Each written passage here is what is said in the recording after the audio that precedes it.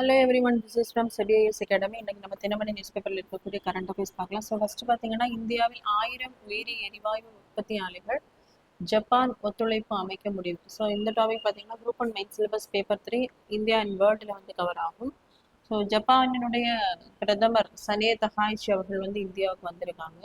India Japan உயிரி எரிவாயு முன்னெடுப்பின் கீழ் இந்தியாவில் வந்து இந்த 1000 பயோகேஸ் மற்றும் ஃபெர்டிலைசர்ஸ், அதாவது நேச்சுரல் ஃபெர்டிலைசர்ஸ் உற்பத்தி ஆலை வந்து தொடங்க இருக்காங்க. இந்தியா மற்றும் ஜப்பான் இடையே ராஜ்ய உறவுகள் நிறுவப்பட்ட அடுத்த ஆண்டுடன் 75 ஆண்டுகள் நிறைவடைய உள்ளன. ஸோ இந்தியா ஜப்பான் உறவுகள் 2014ஆம் ஆண்டு பார்த்தீங்க அப்படின்னா ஸ்பெஷல்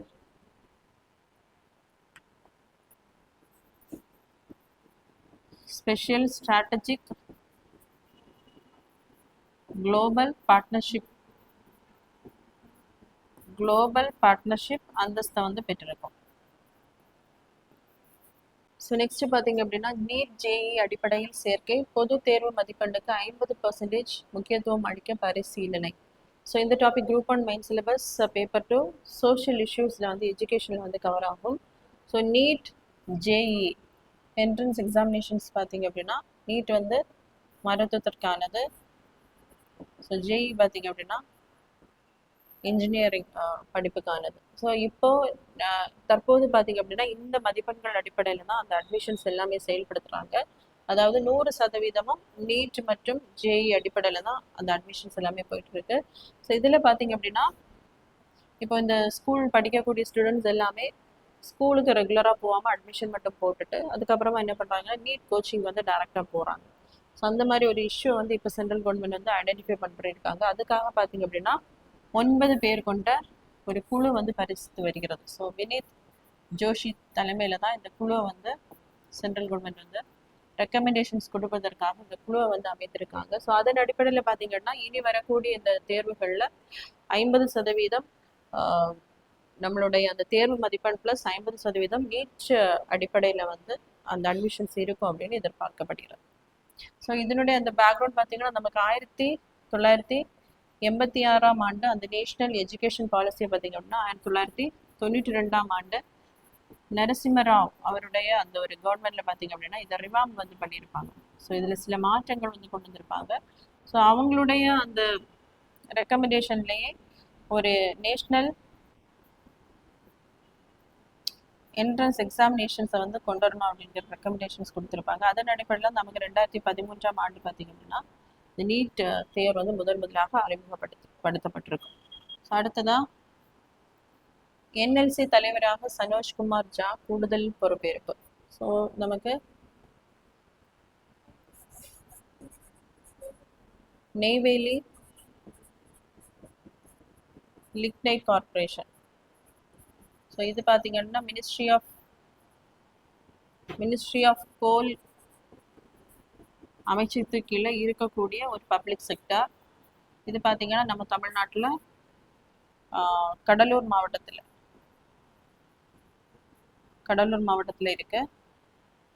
ஸோ இதனுடைய தலைவராக பார்த்தீங்க அப்படின்னா மத்திய நிலக்கரி அமைச்சகத்தின் கூடுதல் செயலர் சனோஜ்குமார் ஜா அவர்கள் நிறுவனத்தின் தலைவராக பொறுப்பேற்றிருக்காங்க.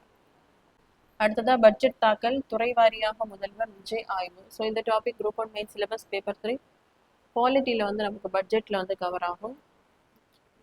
ஸோ ஒரு கவர்மெண்ட் ஃபார்ம் பண்ணதுக்கப்புறம் இனிமேல் தான் பார்த்தீங்க அப்படின்னா அந்த பட்ஜெட்டை வந்து தாக்கல் பண்ண போகிறாங்க. இது பார்த்தீங்கன்னா நம்ம ஸ்டேட் கவர்மெண்ட்டுக்கு ஆர்டிகல் 202. இதுவே சென்ட்ரல் கவர்மெண்ட்டாக இருந்துச்சுன்னா அவங்களுடைய பட்ஜெட் பார்த்தீங்கன்னா ஆர்டிகல் 112, அதாவது ஆனுவல் ஃபினான்ஷியல் பட்ஜெட்டை பார்த்தீங்க அப்படின்னா சென்ட்ரலில் பார்த்தீங்க அப்படின்னா பிரசிடென்ட் தான் தாக்கல் பண்ண வேண்டும். அதே மாதிரி ஸ்டேட் கவர்மெண்ட்டில் பார்த்தீங்க அப்படின்னா கவர்னர் வந்து அந்த பட்ஜெட் வந்து வரக்கூடிய ஆண்டில் வந்து எவ்வளோ வருவாய் வரப்போகுது, அதை வந்து எதுக்காக செலவினங்கள் பண்ண போகிறோம் அப்படிங்கிறத கொடுப்பதற்கானதான் பார்த்தீங்கன்னா ஆனுவல் ஃபினான்ஷியல் பட்ஜெட். ஸோ அதற்கான அந்த முன்னேற்பாடை வந்து நம்ம கவர்மெண்ட் எடுத்திருக்காங்க. ஸோ ஒரு கவர்மெண்ட் அந்த எலெக்ஷன் டைமில் பார்த்தீங்கன்னா ஒரு ஓட் ஆன் அக்கௌண்ட் பட்ஜெட் தான் கொண்டு வருவாங்க, அதாவது ஒரு இடைக்கால பட்ஜெட். ஸோ நம்ம ஸ்டேட் கவர்மெண்ட் பார்த்தீங்கன்னா ஆர்டிகல் 206 இதில் அந்த எலெக்ஷன் நடைபெற இருக்கும்போது ஒரு ஷார்ட் பட்ஜெட்டை வந்து கொண்டு வருவாங்க. ஸோ அதை வந்து பார்த்தீங்க அப்படின்னா ஒரு குறுகிய காலத்திற்காக 2 months குறுகிய காலத்திற்காக கொண்டு வருவாங்க. ஸோ அதுக்கப்புறம் அந்த கவர்மெண்ட் வந்து ஃபார்ம் பண்ணதுக்கப்புறம் பார்த்தீங்க அப்படின்னா ஒரு வருடத்திற்கான அந்த பட்ஜெட்டை வந்து தாக்கல் பண்ணுவாங்க. தற்போது பார்த்தீங்க அப்படின்னா அந்த முதல் பட்ஜெட் இம்மாத இறுதியில் தாக்கல் செய்யப்படும் அப்படின்னு எதிர்பார்க்கப்படுகிறது. ஸோ இதில் மகளிர் உரிமை தொகை ரூபாய் 2500 மற்றும் ஆண்டுக்கு 6 சமையல் எரிவாயு சிலிண்டர் இந்த மாதிரியான அறிவிப்புகள் வந்து இடம்பெறும் அப்படின்னு எதிர்பார்க்கப்படுகிறது. விபிஜி ராம்ஜி சட்டத்தின் கீழ் 3 விதி தொகுப்புகள் வெளியீடு. ஸோ நமக்கு முன்னாடி இருந்த அந்த நேஷனல் ரூரல் எம்ப்ளாய்மெண்ட் குவாரண்டி ஸ்கீமை பார்த்தீங்க அப்படின்னா 2025 Viksit Bharat guarantee for Rozgar and Ajeevika mission அப்படின்ற அந்த மாற்றாக இந்த திட்டத்தை வந்து கொண்டு வந்திருப்பாங்க. அதன் அடிப்படையில் பார்த்தீங்க அப்படின்னா 100 நாள் வேலை நாட்களாக இருந்தது 125 நாட்களாக அதிகரிக்கப்பட்டிருக்கும். அதே மாதிரி அந்த ஃபண்டு ஷேரிங் பார்த்தீங்க அப்படின்னா முன்னாடி 100% சென்ட்ரல் ஃபண்டாக இருந்திருக்கும். இப்போ 60:40% அதை மாற்றிருக்காங்க. அதே மாதிரி இந்த திட்டத்தை பார்த்தீங்க அப்படின்னா ஆந்திர மாநிலம் திருப்பதியில தான் தொடங்கி வச்சிருக்கு. அடுத்ததா ரூபாய் 1800க்கும் அதிகமான வருங்கால வைப்பு நிதி பங்களிப்பு விருப்பத்துக்கு உட்பட்டது இபிஎஃப்ஓ. ஸோ இந்த topic group 1 main syllabus paper 3 பாலிட்டியில் ப்ராவிடென்ட் பப்ளிக் அக்கௌண்ட்ஸ் ஆஃப் இந்தியாவில் கவர் ஆகும். ஸோ நம்ம நாட்டில் வரக்கூடிய அந்த டாக்ஸஸ் எல்லாம் பார்த்தீங்க அப்படின்னா 3 விதமான ஃபண்டை வந்து மெயின்டைன் பண்ணுவாங்க. ஒன்று வந்து கன்சாலிடேட்டட் ஃபண்ட் ஆஃப் இந்தியா, இரண்டாவதா பார்த்தீங்க அப்படின்னா public account of India,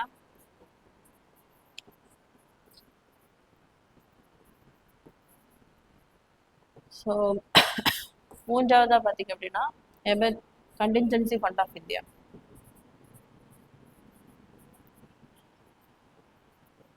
so இதில் நம்ம கான்ஸ்டியூஷனில் article 266 mentions about both consolidated fund of India and public account of India. So அதுக்கப்புறமா contingency fund of India article 267 மக்கள்கிட்ட இருந்து கலெக்ட் பண்ணக்கூடிய வரி பணங்கள் எல்லாமே பார்த்தீங்க அப்படின்னா நமக்கு இந்த கன்சாலிடேட் ஃபண்ட் ஆஃப் இந்தியாவில் தான் போய் சேரும். சென்டர் டேக்ஸ் எல்லாமே இங்கே தான் போய் சேரும்.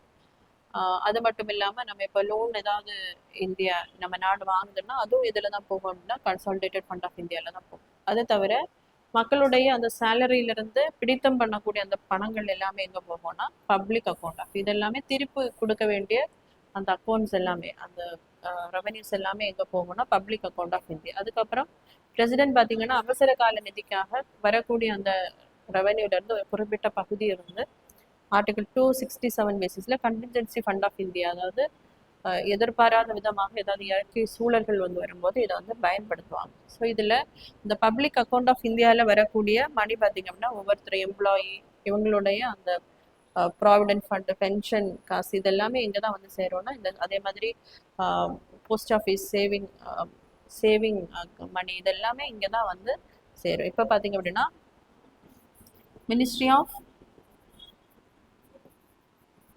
லேபர் அண்ட் எம்ப்ளாய்மெண்ட் இங்கே கீழே இருக்கக்கூடிய ஆர்கனைசேஷன் தான் எம்ப்ளாய்மெண்ட் ப்ராவிடென்ட்